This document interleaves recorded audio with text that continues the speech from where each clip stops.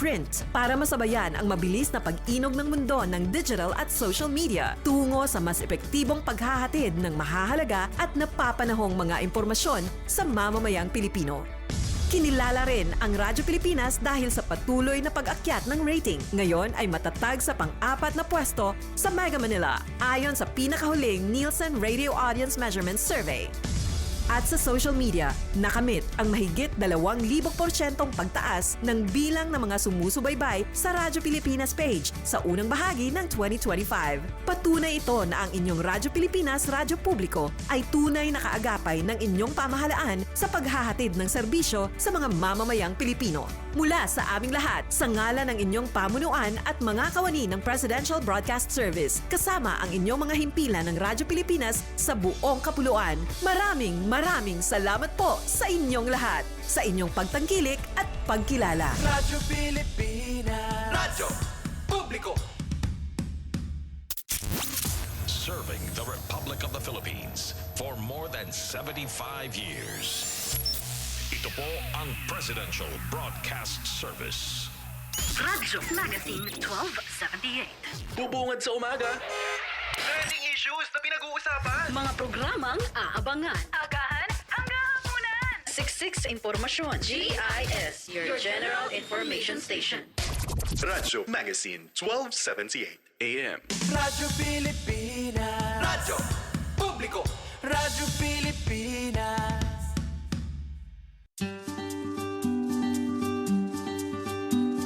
Alas 2 na, Golden Heart na.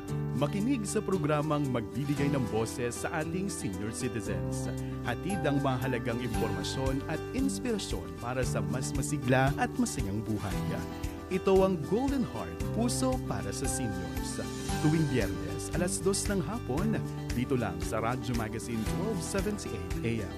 Sabayang mapapanood sa official Facebook page at YouTube channel ng Radyo Magazine at National Commission of Senior Citizens. Alas 2 na, Golden Heart na. Mga ka-Golden Heart, nagbabalik ang programang May Puso at Malasakit para sa seniors.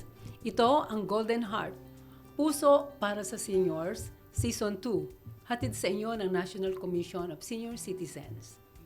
Sa mga ka-Golden Heart natin na nakasubaybay ngayong hapon, pakipusuan naman ang ating live streaming sa Radyo Magazine 1278 AM at NCSC Philippines Facebook page.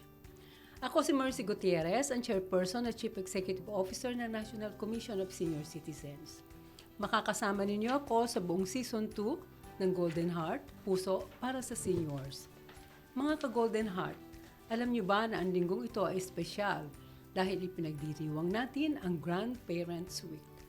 Kaya naman, perfect time ito para pasalamatan at bigyang pugay sina lolo at lola para sa walang sawa nilang pagmamahal, malasakit at gabay sa bawat pamilya at sa buong komunidad. Sa mga pinalaki ng kanilang mga lolo at lola, ibahagi sa amin ang inyong favorite times with your grandparents. At huwag kalimutang iparamdam sa kanila ang ating pagmamahal. Kaya sa mga lolo at lola na nakikinig at nakasubaybay sa atin ngayong hapon, Happy Grandparents Week! Ngayong araw, pag-uusapan natin ang Panukalang Philippine Geriatric Center, alaga at benepisyong hatid ng PhilHealth Yakap para sa senior citizens, atin ding alamin.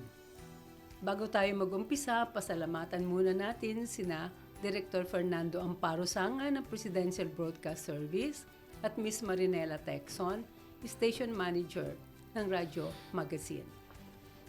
Kumustahin na rin natin ang lahat ng mga regional offices natin mula sa Luzon, Visayas at Mindanao. Pati na rin ang mga masisipag nating kasama sa Central Office ng National Commission of Senior Citizens. Ngayong hapon, pag-uusapan natin ang isang napakahalagang paksa para sa ating mga senior citizens. Kaugnay niyan, pakinggan natin ang ilang update sa programa ng NCSC. Narito ang Senior Spotlight News.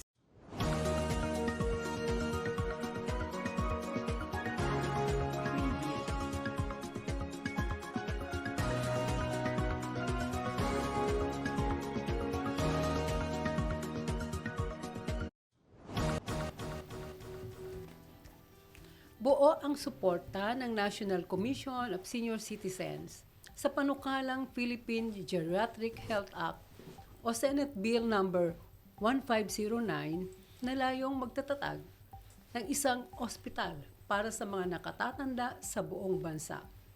Layunin ng panukalang batas na magbigay ng espesyal, abot kaya at dekalidad na serbisyong medikal para sa mga senior citizens.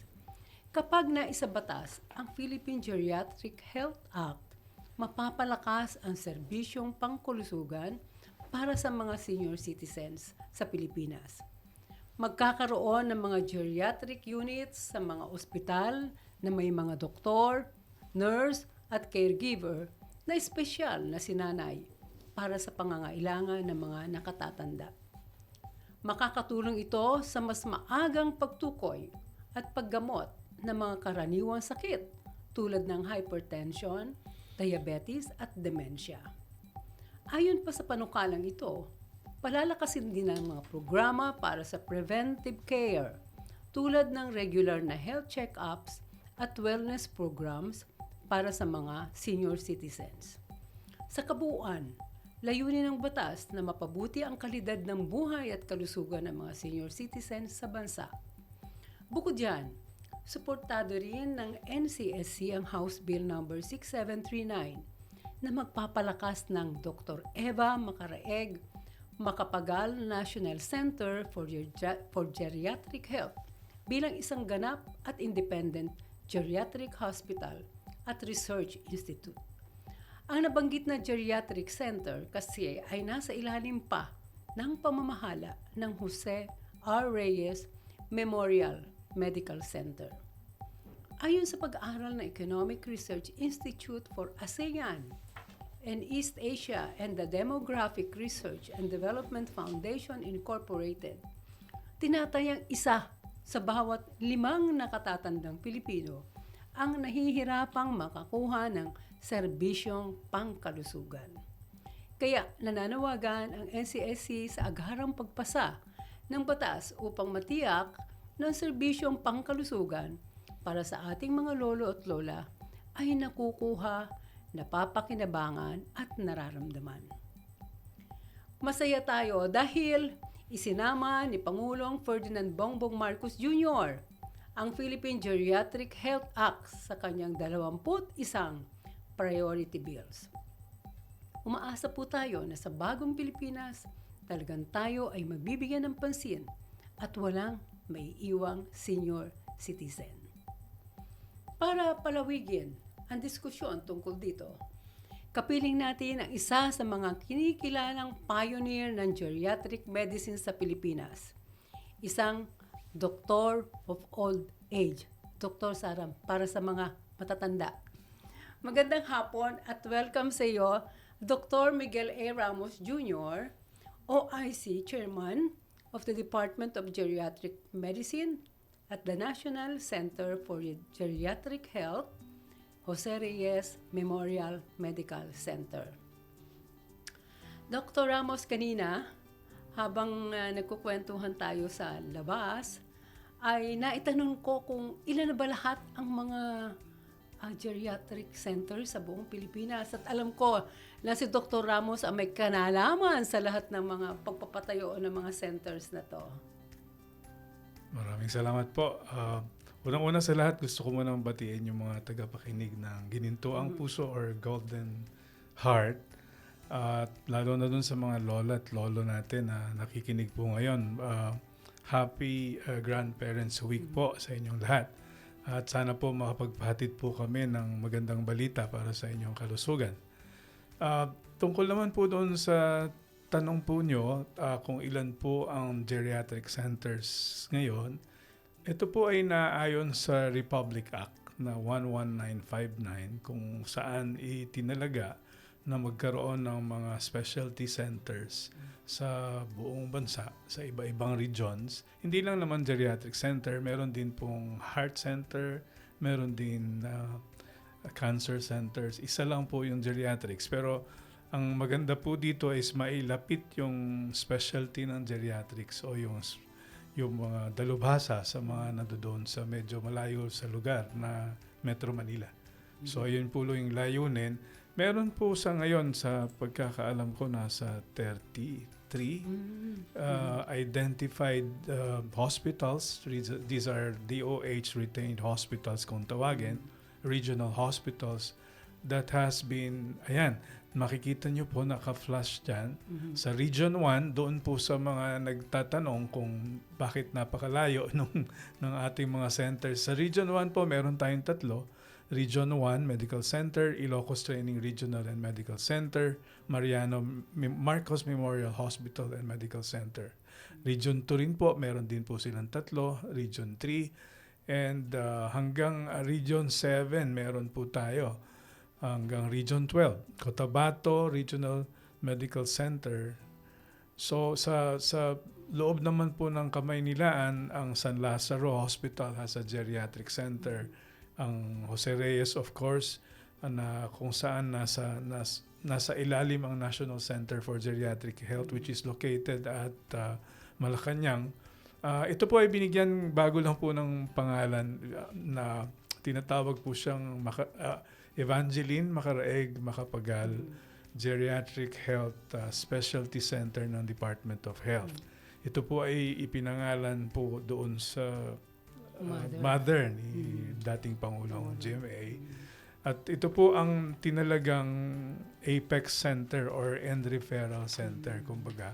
Kaya po ang isa sa mga tungkulin po nito ay umikot dito sa mga nabanggit kong geriatric centers sa buong Pilipinas para ang tawag namin dito is mentoring and monitoring. Tinitingnan po namin yung serbisyo nila at minomonitor din po yung kanilang mga programa. Ang mga programa nila, isa sa mga programa is daycare. No? This is a community care. Meron din silang hospital-based care. So marami po yan.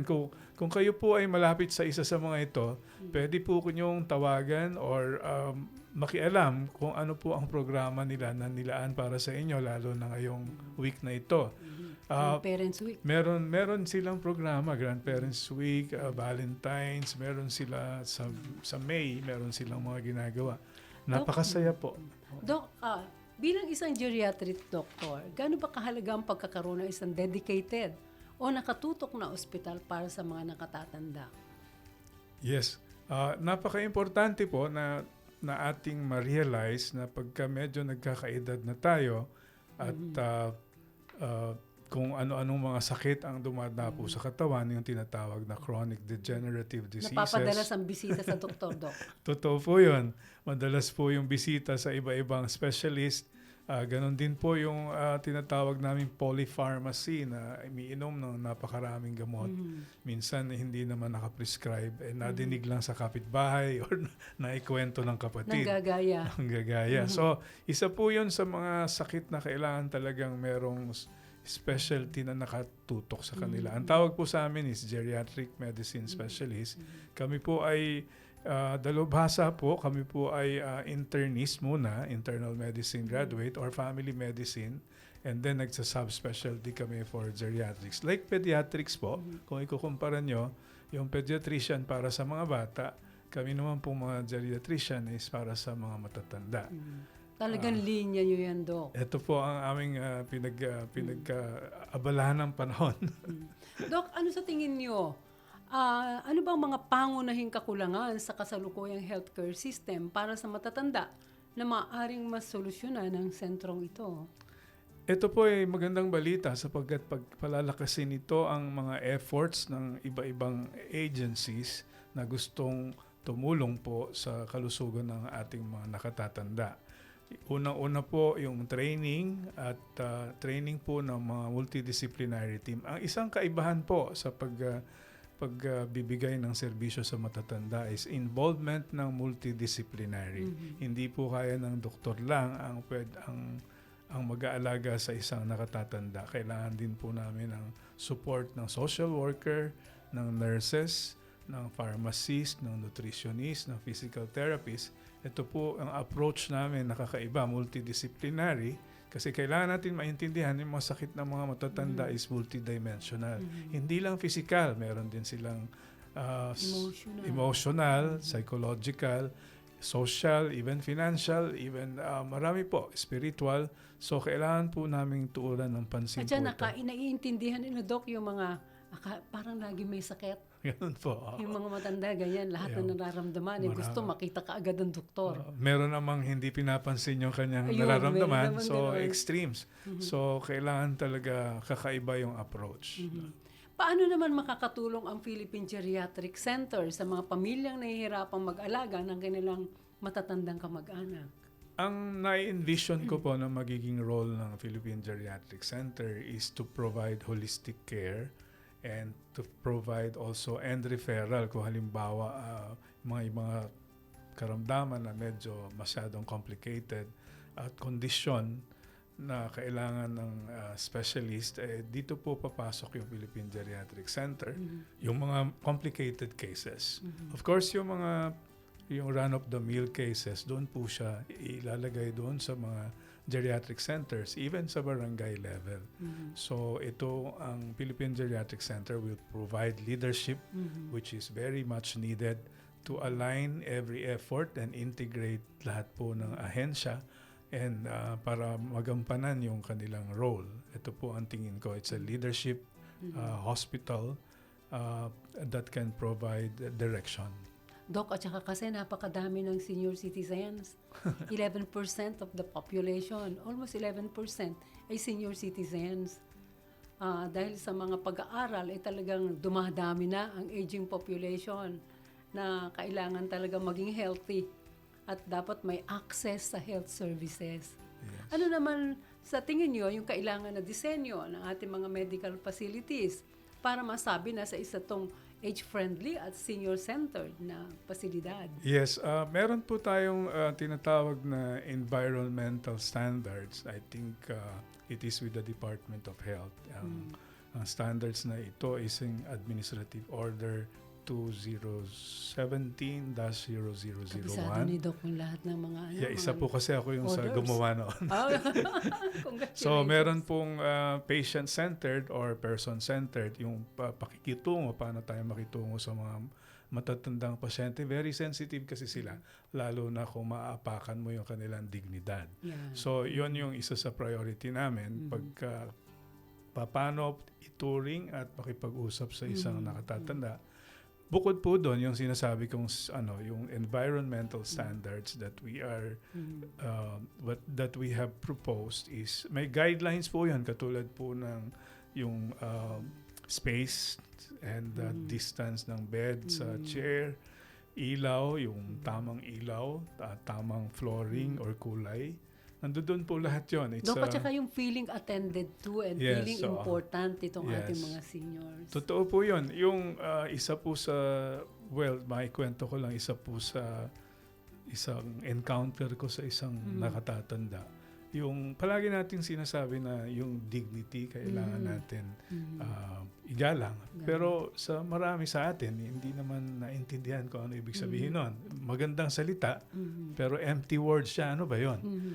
Yun pala ay kailangan may operational definition. Yung katulad ng paghintayin mo sila ng matagal sa clinic, inaapakan mo yung dignidad nila nun. Dahil or kaya nalipasan sila ng gutom at nag-stay sila kasi wala silang choice. That's that refers to the dignity Na of the nakakasakit sa person. damdamin yan. Opo, yung pakiramdam nila na kawawang-kawawa sila dahil wala silang pera or mahina, isa po yun sa mga iniiwasan natin at gusto nating itaguyod. Na dapat ang ating mga hospital, tama po yung pakitungo sa mga matatanda at hindi ituring yung dignity na empty word. No, kailangan i-operationalize yung definition. Ano ba yung dignity pag sinabi natin? Kailan ba natin sila natatapakan? Kasi minsan hindi tayo aware. No, akala natin ganun-ganun lang. Dok, kailan naman mas makakabuti ang institutional o specialized care kumpara sa pag-aalaga sa loob ng bahay? Yes, ito po ay tinatawag naming residential care. Ito po yung topic namin Sa bahay na lang. nila Congressman Mila Magsaysay 2 days ago sa Congress. We were looking at i-regulate yung mga residential care facilities. Yung tinatawag natin home for the aged, no? Yeah. Or nursing Apat homes. pa lang yata yan, Dok. Medyo marami ho. Magtataka marami na. kayo nung una po kaming gumawa ng directory noong 2009, 6 sila. After several years, naging 100 plus. Oh, wow. Natigil lang po yung pagmamonitor namin nung nagkaroon ng pandemic. Kasi biglang maraming naapektuhan, maraming nagsara.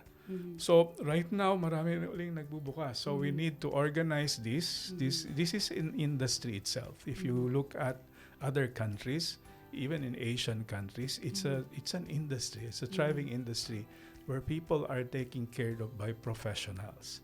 Kaya ang tanong po is kailan ba makakabuti? Sa Pilipino po, ang ating pong kultura ay talaga pong tayo po ay mapagmahal sa ating mga nakatatanda. Kadalasan, to the point na nasa-sacrifice yung buong family para lang makapag-alaga sa bansa. Pero meron pong darating na punto na marirealize nyo na hindi nyo talaga kaya mag-alaga ng isang nakatatanda. Meron akong... Kaya dyan pumapasok yata yung mga abuse. Opo. Yun po yung nangyayari kung hindi po professional or family yung nag-aalaga. Minsan talagang nakaka talagang anong tawag doon, nakakapuno. No? Minsan mas mahirap mag-alaga ng matanda, lalo na kung merong dementia at merong behavioral problems. Kailangan niyo po ng tulong ng professional. Saka matagal na pag-aalaga, Dok. Yes. Yan po yung tinatawag nilang long goodbye. No, yun. Very long goodbyes. Once you're diagnosed and unti-unti po itong nagpo-progress and kaya tinawag nilang long goodbyes. Dok, parang may stigma pa rin sa Pilipinas kapag dinadala ang mga magulang sa isang facility. Anong epekto nito sa decision making ng pamilya? Yes, totoo po ito. Ito po ay dala siguro ng ating kultura. Pero sa ngayon po, sa nakikita ko, magbabago siya kasi wala po tayong magagawa kundi tumanda ang ating lipunan. Ito po yung pinakamalaking, the most important phenomenon in the 21st century is yung longevity. Everybody, whether you like it or not, tatanda ka eh. Walang matitira mag-aalaga sa inyo. So, ibig sabihin, darating ang punto na talagang it has to be a way of life for everyone, which actually nangyari sa ibang bansa. Yan. So, ano naman ang yung sa mga geriatric centers, Doc, yung sinasabi niyo meron diyang nurse, merong... Opo. Yeah. Yung kumpleto to. Kumpleto po. Kung mapasa yung batas, Doc, ano yung mangyayari sa ating geriatric center? At magkakaroon na mas marami. Doc? Opo. Sa ngayon po, meron naman po kaming ginagawa sa aming center, sa National Center for Geriatric Health. As well as dun sa 30 plus na geriatric centers, it has become a training centers for those who wants to engage in yung taking care of our seniors. At saka siguro, Doc, mayroon na tayong marereplicate, no? Meron na pwede naman po. nang maging example for other centers. Marami na po tayong tinatawag na benchmark na magagandang serbisyo, quality services. So kaya nga kailangan yung panukala ng long-term care, magkaroon tayo ng framework. I think ang pinaka-importante sa lahat na natutunan natin these past few days with the meetings with the other stakeholders is kailangan natin na magkaroon ng definition. Ano ba yung long-term care? Ano ba yung nursing home? Ano ba yung... Kasi pag nag-uusap tayo, iba-iba yung ating nasa isip. Baka hindi tayo nagkakaintindihan dahil doon. So, isa sa mga panukala is gumawa ng framework. Ano ba ang agency na nag-o-offer ng mga benepisyo para sa matatanda at ipag-connect ito at ipaalam doon sa mga beneficiary, mga matatanda mismo. Kasi I think awareness is number one. Yes, Hindi nila alam. Gawa ng hindi naman sila mahilig sa media or sa internet. So, at bihira na rin ang nagbabasa ng dyaryo ngayon. Kaya ito, ang ginagawa natin, Doc, na sana ito, malaking bagay. Nanonood sana ang ating mga senior citizens sa programa na to. At saka, ano ba ang dahilan kung bakit naman patungo na tayo sa aging population, Doc? Yes po. Dahil siguro na rin sa teknolohiya, yung healthcare technology has improved a lot. And siguro din yung mga pagbabago rin sa lipunan, kaya maganda na rin po yung haba ng buhay. Pero hindi po yun yung tanong. Ang tanong po kasi is humahaba ba yung buhay natin na makabuluhan at Yan. nagiging Oo, active pa rin tayo? O Maganda. humahaba yung buhay pero yung sakit naman nandoon. So ang tanong is meron kaming tinatawag na yung ni-extend mo yung buhay, pero yung quality of Yung life quality, wala doon. So kailangan natin gawa ng solusyon 'yon sa tamang paraan na ma-promote yung health na habang bata pa hanggang tumanda at siguro doon sa pinakadulo, no. Ito ay malaking task, malaking trabaho, hindi ito kaya ng mga doktor lang or ng Department of Health lang. Ito ay talagang isang buong bayan ang magtutulong-tulong sa social service, sa financing. Number one is very, very important. Financing social institutions and health institution, even the spiritual institutions should, and of course the government, with the government support, I think hindi naman imposibleng maabot yung ating mga objectives. Dok, hindi lang sa ating mga grandparents, pero para sa mas nakababata nating tagapakinig, meron bang mababahaging simple lifestyle change na maaaring masimulan ngayon upang masigurado ang healthy aging sa hinaharap? Yung mga kabataan na nakikinig. So, hindi naman sikreto ang tinatawag nating healthy living. No? Maaga matulog, mag-exercise, huwag manigarilyo, huwag uminom ng alak. This is fundamental information. Pero ang pinaka-importante sigurong intindihin ninyo na kayo ay tatanda. Naging bata rin ako, kaya naintindihan ko na nung ako'y bata-bata pa, parang hindi mangyayari sa akin ito na tatanda. No? Pag makikita mo, it's a third person. It's not going to happen to me. But, Feeling young pa rin tayo. Feeling young. But so, kailangan yung itanong habang bata pa kayo, what matters most sa inyo? Yung mga matatanda ngayon na itong mga kasama natin sa bahay, ito yung miyembro ng cohort na pinanganak noong 1940s hanggang siguro early 60s. Ang tawag natin dyan silent generation. Ito po yung nakadanas ng mga gera ng Hapon, survivor. Inabot pa rin nila yung pandemic, pero sila po ay ibang kanilang karakter. No? Sila ay matiisin, matyaga, matahimik, hindi masyadong mareklamo. Mapagpasensya. Pero itong cohort na darating, katulad ko, I belong to the baby boomers. Yes. So, perhaps iba rin po yung mga classmate natin, iba rin yung ating iniisip pag tumanda. Pero ang kita ko, sensitive daw. Sensitive, medyo madamdamin. So, kayong mga belonging to the generations of Gen Z, millennials, or whatever generations you have, I think you will have your own priorities when you get old. But you have to think of it now. So, yung serbisyo na iaalay sa inyo, siguro kakaiba ng mga serbisyo na inaalay ngayon. We have to realize that everybody is not the same. Ang pinaka-rule of thumb, habang tumatanda daw po, Chair, nagkakaiba talaga. Habang tumatanda, the more heterogeneous a person becomes. Hindi siya pwedeng isang direkta lang. So, kaya kung makikita nyo, yung mga pasyente namin sa hospital, medyo may kanya-kanya silang karakteristik. And iba-iba. Iba-iba, kaya kailangan natin talaga pangunawa. Pangunawa. Dok, ano naman ang mensahe nyo para sa publiko ngayong Grandparents Week? Lalo na para sa mga pamilya na may inaalaga ang senior citizens. Ayan, ito ang napaka-importante. Meron tayong tinatawag na, ito, sasamantalahin ko na maging aware tayo sa tinatawag nilang ageism. No, ageism na yung mga matatanda dahil sa kanilang edad, nagkakaroon ng hindi pang unawa. No? Katulad ng isang matanda na hirap sa tenga or hindi makarinig, sasabihin natin, kasi matanda na yan. Okay lang yan. O kaya isang iika-ika na matanda, masakit ang tuhod, okay lang yan kasi matanda na. So everything is attributed to your age and we lose the chance to help. Kasi nga, matanda na yan, ganyan talaga, makakalimutin na yan.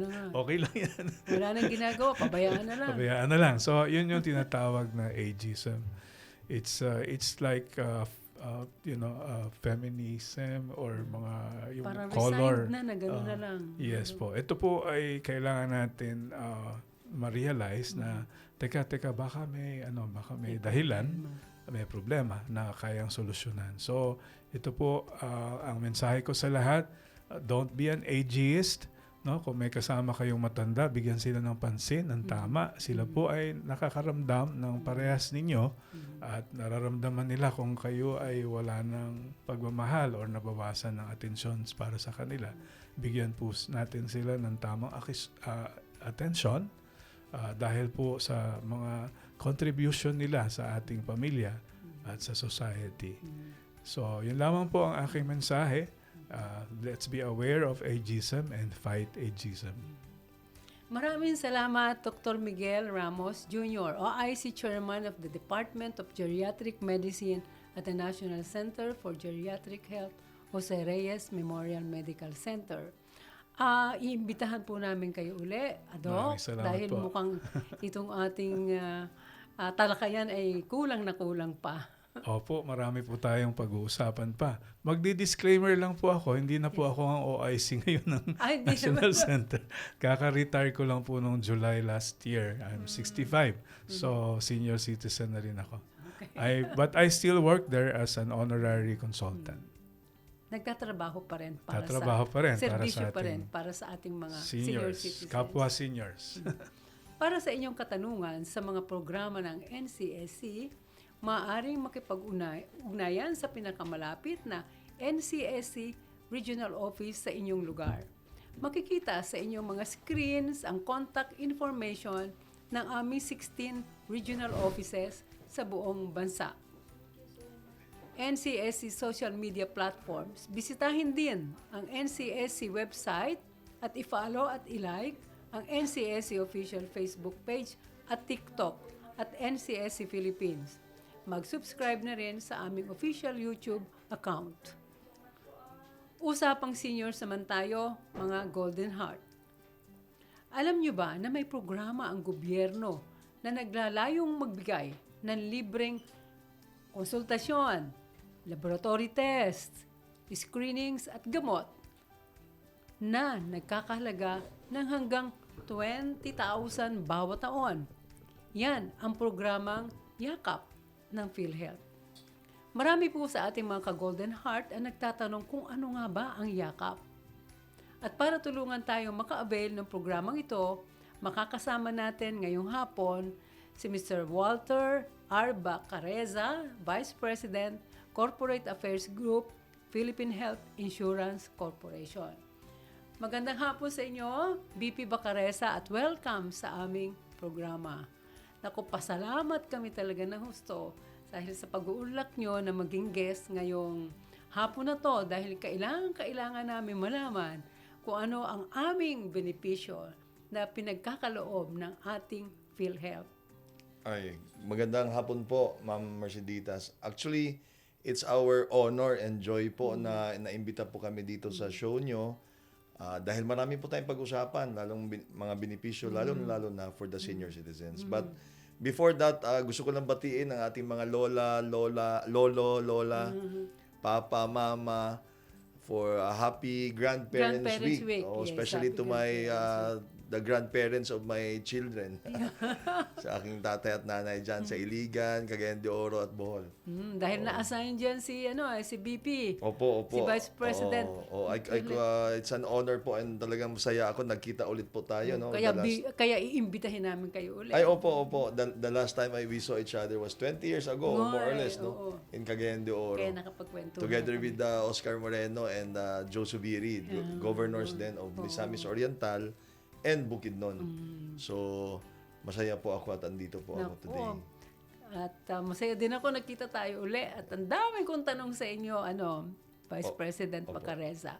Ano ang programang PhilHealth Yakap? At ano-ano mga serbisyo ang pwedeng i-avail ng mga older person sa Yakap? Ay, maganda pong katanungan po. Yung strategy po ng PhilHealth ngayon is we are now shifting our focus to primary care. Ang layunin po is para mailayo po ang ating mga kababayan sa sakit. So tawag po natin diyan Yakap. It's also under the flagship project of our President Bongbong Marcos and our Secretary of Health, si Secretary Ted Herbosa, and of course, the President and Chief Executive Officer Pipi, of... kailan nag-umpisa ang yakap? Actually po, Mga kailan? matagal na po ang yakap, but we have rebranded it and we have strengthened and improved on the... Kasi nadidinig na ngayon eh. Opo, Siguro dahil nadidinig na. sa ganda ng pangalan yakap. Yaman ang kalusugan, ibig sabihin yan eh. Di ba? Opo, and I'm happy to report po, ma'am, na by next month, magkakatayuan na po ng mga signages all over the country kung saan yung mga yakap centers. Na kung saan makakapunta ang ating mga senior citizens. Yes po. Opo. So, dun po sa yakap, makakakuha po sila ng libreng konsultasyon, libreng laboratories, Laboratory tests. 13 basic laboratories. And pag kailangan po nila, and gamot po, and kung kailangan nila ng more gamot, meron din po tayong project called PhilHealth Yakap Gamot, of which they can get their medicines. So, kanina, nung nag-uusap tayo, you were telling me about this primary care. Opo. At saka yung ano ba yung ibang care naman? So yung primary care po ang focus natin ngayon kasi ayaw po natin Para yung preventive, no? Yes, preventive and early detection. Oh, yun. Especially po sa mga senior citizens natin na sinasabi bigla na lang siya natumba, bigla na lang siyang hinimatay, mga ganong kwento po. So ang trick po natin is early detection. Magkaroon po sila ng consultation and laboratory exams po. And medicines. So especially yung mga for sugar and to control high blood pressure, makukuha po na libre ngayon. Diabetes po yung sugar. Also and creatinine measurement, no, kung mataas alam mo na ano ipapagawa sa iyo ng doktor. And these things can be availed for free. O sa ngayon po under partnership po ng PhilHealth and the supply side, meaning mga doctors and clinics all over the country. Meron po tayong mga 4,000 yakap clinics na po na accredited. Opo. And by next month po, makikita po nila na may mga signages na po. Ay, naku, salamat. Yung kitang-kita lahat. Opo. Lalo na yung mga senior citizens, may kalabuan ng mata. Kitang-kita yan. Doon po sa mga yakap centers po, attorney, makakuha po sila ng complete blood count, lipid profile, fasting blood sugar. Yun ang mga basic eh. Yes, oral glucose tolerance test, glycosylated hemoglobin count, creatinine, chest x-ray, sputum, ECG po. Kailangan makita yung ano natin sa heart. Naku, kung walang yakap yan, magkano nga abutin yan? Opo, mahal po. So, ngayon po, they can get it for free.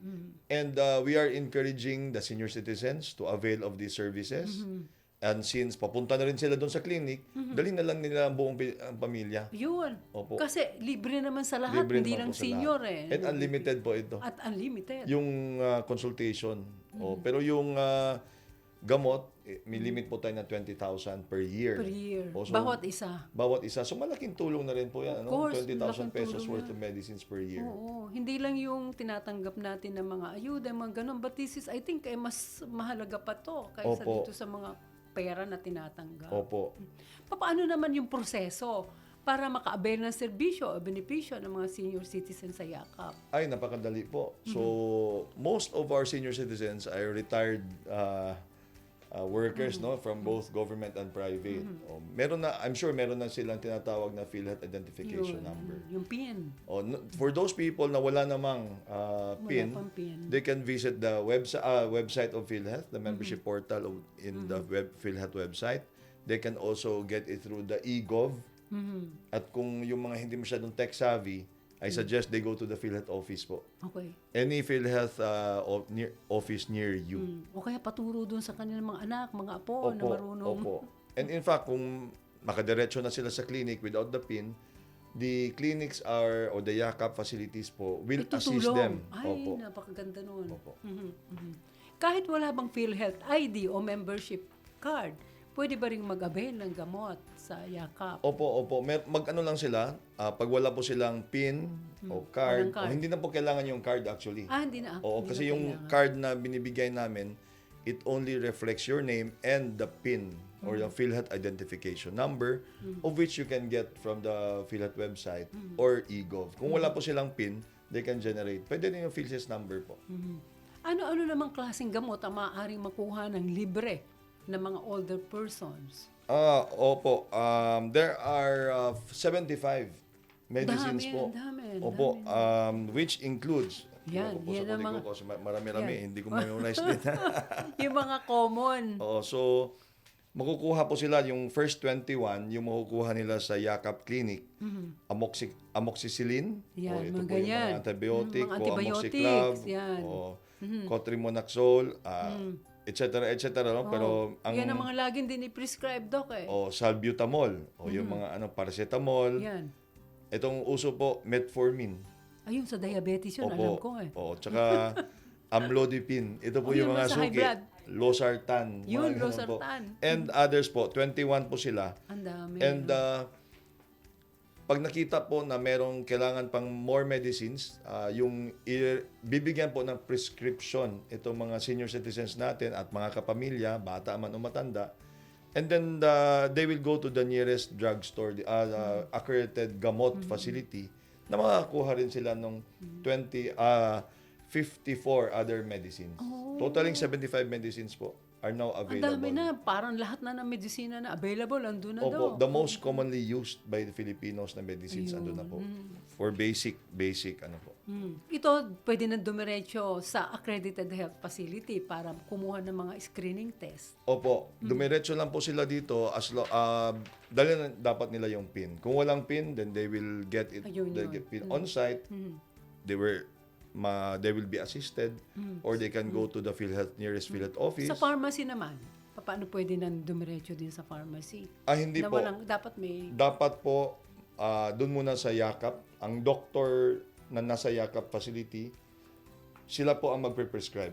Yeah, piprescribe nila Opo. yun. Tapos, Didiretso na po sa accredited gamot facility. sa gamot. Kasi meron din mga pharmacies na hindi pa po accredited sa PhilHealth. Opo. kasi doon sa gamot na pharmacies, ang dami din. Opo, mga almost 500 na po. And ang trabaho ko po ay kampanyahan or to tell the other pharmacies through their organization, siguro yung DSAP. So, paano malalaman ng ating mga senior citizens kung saan pupuntang pharmacy? Una po, pupunta po sila sa accredited clinic. Doon sa clinic din Oo, magsasabi? doon sa clinic muna. And then, malalaman po nila kung saan sila pumunta kasi by April po or next month, magkakaroon na po ng signages. Lahat ng accredited facilities, accredited clinics, and accredited gamot facilities po. Pwede bang representative lamang punta para pagbili ng gamot? We encourage po na yung talaga, the recipient po will go there. Yun nga ang challenge, no, sama Yun. iutos, no. Pero pwede naman po dalhin lang yung code na ibibigay nung Tsaka may doktor. authority Opo, siguro opo. to get. Meron din akong alam na mga gamot facilities that delivers the medicines to the houses po. Oo. Walang bayad yun. Wala po. Opo. Libre din. Opo. Pero hindi po lahat. Kaya kung pwede sana, I will tell all our Yakap gamot facilities about the best practices ng ibang facilities so they can share strategies. Buti naman, dami palang ginagawa ng PhilHealth. Maraming Ay, opo, salamat. opo. On Oo. behalf of the senior citizens. I thank you po. I would like to report also, Attorney, na under the administration of our dear President, President Bongbong Marcos, PhilHealth has also improved its packages. Matagal na po ako sa PhilHealth since the very start. But Pero ngayon, ibang-iba. ngayon, ibang-iba, nakita namin. Una po, dinoble na po natin ang benepisyo ng PhilHealth. Yun. Number 2, we have also introduced talagang significant. For example po, yung dialysis. Dati po, 200,000 plus lang po ang support ng PhilHealth. Ngayon po, close to 1 million na. Wow, malaking po. So, covered na po ang ating treatment for dialysis every year. Biro mo po, nung una pala, kailangan mo ng 1 million pesos every year for the dialysis patients to survive. Parang after dialysis, may injection pa. Libre din ba yun? Kasama na po yan. Actually, after dialysis, dapat mag-transplant na po. Pero yun nga, mahirap yung donor. Mahirap Pero yun. habang wala pa po yan, PhilHealth will... May limitasyon naman sa mga gamot at saka sa mga libreng mga pastest. sa ano po? Yung 20,000. Sa 20,000 po, yun po yung limit ng Yun ang bawat isa. pinaka-limit sa bawat isa. Oh, yan. Kinalculate po namin. For the na- test yun, for the test. Hindi po, for the medicines for lang the po yun. medicines Oo, lang. for the test po, nagbabayad po kami ng 1,700 to the Yun to nga, the yung health facilities.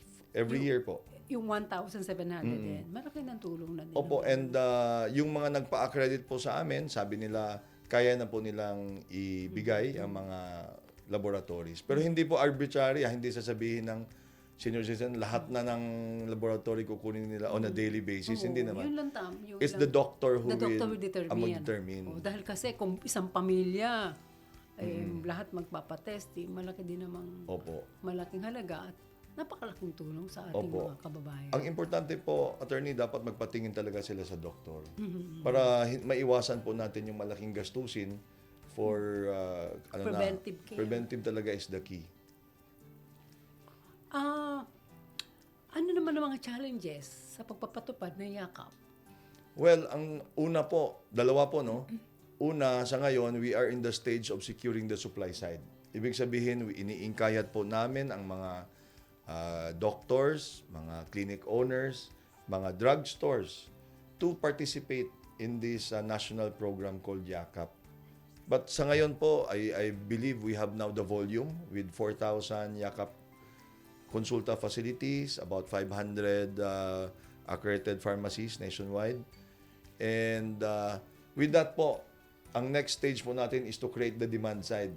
So nagpapasalamat po kami sa inyo for giving us this venue so we can tell our mga tagapakinig at tagapanood na may mga programa na pong ganito and that they should take advantage of this. Kasi ayaw namin na magkasakit sila, baka malaki pa ang gastusin pag nasa hospital na. So sa ngayon pa lang, andito na po ang yakap. Ang mission natin, mailayo po sila sa sakit. At andito na po ang mga kailangan ng mga senior citizens, lalo na yung mga laboratory examinations na nabanggit ko po. Bukod dito, ano pa yung mga programs nyo for our senior citizens? For our senior citizens po, siguro they will be happy to know na meron na po tayong dental package for preventive oral care. Opo. Meron na rin po tayong wheelchairs and even canes. Okay? Paano makuha yung mga wheelchairs? Again po, pupunta lang po sila sa accredited facilities. So sa ngayon, yung mga wheelchair side, yung physical assistive devices, ang tawag po namin, nasa securing the supply side pa po kami. We are now enticing those hospitals to coordinate with us para po ma-accredit sila for those facilities. Meron na po rin po kaming mental health package for those our senior citizens na kailangan ng mental health assistance. Ano pa ba? Meron na rin po kaming Psychiatrist. No? Opo. Although the psychiatrists and psychologists are a very rare breed in the Philippines, so as a halfway strategy, those even GPs po, general practitioners, kukuha lang po sila ng training from DOH and then we can start the process po. And meron na rin po tayo, siguro our senior citizens will be happy that PhilHealth also has outpatient emergency, yung ambulance po. Nagbabayad na rin po kami ng ambulance. So kasi ang mahal ng bayad sa mga hospitals for the ambulance. Opo. So, right now, nasa infant stage pa dun sa program na yan. Opo. And we also would like to secure the supply side at iniimbitahan po namin lahat ng hospitals to invest. Lahat ng LGU to invest on these ambulances. Yeah. So, dapat kumpleto din yung ambulance. Hindi lang yun yung kailangan talaga may coordination nitong mga lahat ng yes. serbisyo. And equipments po. Dapat yung ambulance equipped with the right drivers, the paramedics, the gurneys, all the equipments. Tinutulungan nyo na din yun? Opo, tinutulungan na po namin yun. Opo. So just alam mo na, senior citizen, pag alam mo na, heart attack, kailangan sunduin sa bahay at ihatid sa hospital. So very soon, magiging ganyan na rin po ang norm dito sa ating bansa po. Ano sa tingin nyo yung pagtatatag ng geriatric centers? Ay maganda po ito na project ng Department of Health at mas maganda siguro, ma'am, if we can have a coordination or navigation. Gusto po natin lahat ng mga... Kanina nag-uusap kayo ni Dr. Ramos, yung pagtutulungan. Lahat po sana with siguro nga we can have a joint project with National Senior Citizens Commission of which we can navigate the senior citizens to the nearest and most appropriate yakap provider. And kung for those that needs more advanced treatment, i-navigate din po natin sila sa geriatric centers. Kasi ngayon parang nakikita ko, nadidinig yung yakap nyo, yung mga proyekto nyo.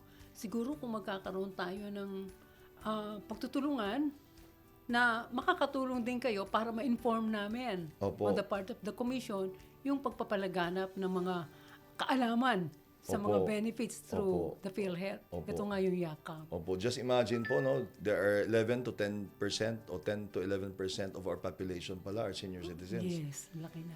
Now, if ma-inform po natin sila, baka yung senior citizens, hindi lang sila ang pupunta sa yakap, and they can also tell their family members or mga anak, mga apo, pumunta na rin kayo sama na dun kayo. sa... Opo, o samahan nyo kayo. O samahan nyo ako. Opo, o sila magpa-check up na din sila lahat. Yan. Opo. Oo. Sakali naman na pupunta sa yakap, paano naman ang paisa-isa ba o kahit na buong pamilya? Kahit buong pamilya po, para tipid na sa oras tsaka pamasahe. Isang beses na lang siguro yung taxi tsaka Grab. Kung may mga concerns ang ating senior citizens, meron kayong contact naman. Ay, opo. In fact, our contact points are available 24/7 po. Oh, ito yata yung 02866 na nasa screen natin, 225. Yes po. And, available 24/7. meron din po tayong mga website and other, ayan, sinulat na rin po sa screen natin. BP, kasi kung minsan may mga telepono na, ayan, available pero wala naman sumasagot. Pero yan talaga may sumasagot. Opo, meron po 24/7, in-outsource po natin yan. Talaga? Kaya 24/7 po subukan na natin, mga... Opo, we have about 60 call center, call agents po. Oh, wow. Both in-house and outsourced. Opo. And meron po din kaming pagtatawag po kayo at kung busy talaga ang linya, pwede nyo i-text and we will call you back. Din. Opo. So, ayan, nadidinig yung mga Golden Heart. So, thank you very much at iimbitahan namin kayo Opo, ulit. sana imbitahan niyo po kami ulit. Kaya marami po tayong Para pag-uusapan. makapag-update at saka baka may mga iba pang concerns na pwedeng matanong at ma-inform natin yung ating mga senior citizens at hindi lang senior citizens, pati yung kanilang members. Opo, na-improve na rin po natin yung mga packages, yung mga suki for senior citizens, yung mga sa puso po, surgery for the heart, and other benefits po na siguro dapat malaman ng ating mga senior citizens. Yes, Kasi baka yung iba alam nila na up for operation na sila, ayaw dahil takot sa gastusin. Yun. Siguro Yun next... ang usually nagiging deterrent, no? Opo. Pagpapa-opera. Inaayos na po natin yun. Tinaasa na po natin. More than double nga for some benefits. I-discuss po natin sa mga susunod na episodes if you will invite us po. So, maraming salamat, Mr. Walter Bacareza. Thank you Vice po. President, Corporate Affairs Group, Philippine Health Insurance Corporation. At para bigyan naman tayo ng inspirasyon ngayong hapon, panoorin po natin ang isang Expanded Centenarians Act grantee na si Miss Maxima Pal-Iwen Pasian, 100 years old, from the Cordillera Administrative Region.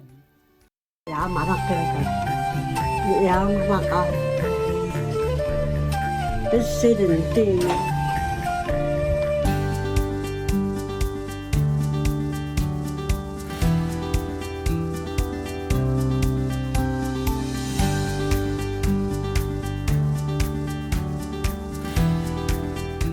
Naalaki tadi na singgaso.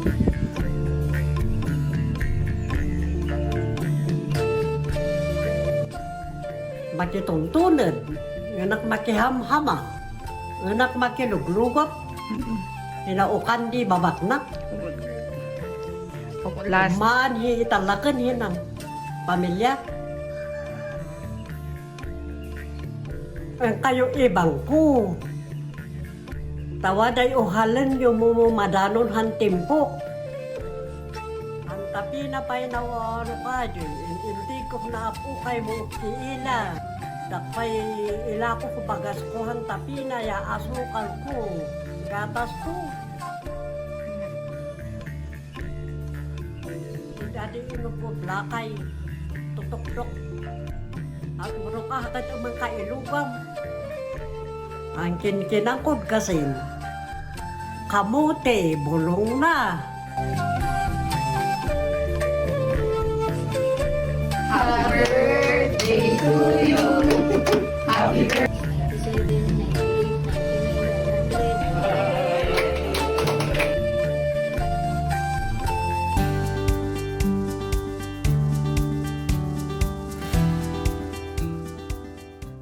marang. Yan po ang ating golden story na isang centenarian grantee. Maraming salamat sa ating mga guests ngayong hapon na si Mr. Walter R. Bacareza, Vice President Corporate Affairs Group, Philippine Health Insurance Corporation, at Dr. Miguel Ramos Jr., consultant ng Department of Geriatric Medicine at the National Center for Geriatric Health. Of course, maraming salamat din sa mga ka-Golden Heart na tumutok sa atin ngayong hapon. Magkwentuhan at samahan niyo muli kami sa Golden Heart, puso para sa seniors. Dito lang sa Radyo Magazine, every Friday, alas 2 hanggang alas 3 ng hapon, para sa iba pang mahalagang usapin at talakayan. Ito po ang inyong lingkod, Mercy Gutierrez, ang Chairperson at Chief Executive Officer ng National Commission of Senior Citizens. Nagpapaalaala na sa tamang impormasyon, may boses at karapatan ang lahat ng older persons. Magandang araw at muli, Happy Grand Parents Week po, mga ka-Golden Heart.